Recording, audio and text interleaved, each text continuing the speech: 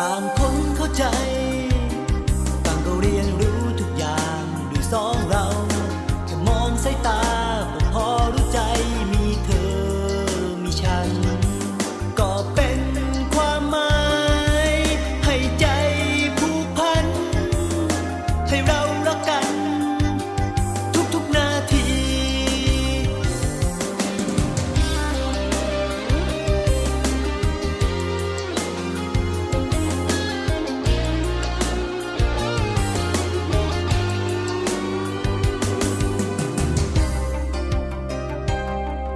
สิ่งเดียวที่มี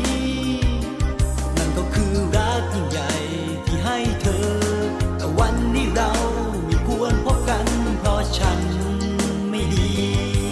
เหตุการณ์วันนั้นต่างจากวันนี้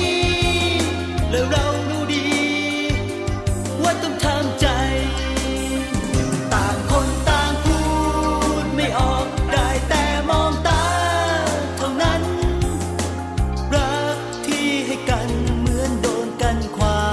งทางไปอย่าเลยอย่ารู้ว่าฉันขาดเธอจะเป็นอย่างไรแค่รู้ไว้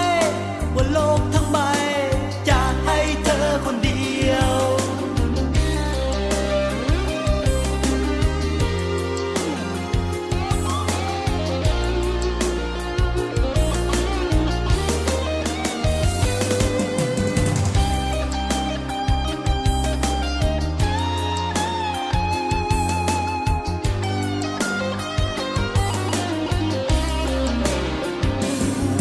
เหตุการณ์วันนั้น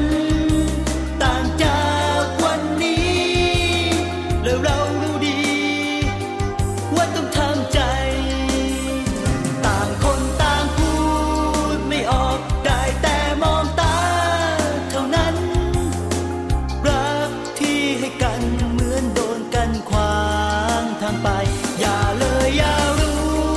ว่าฉันขาดเธอจะเป็นอย่างไร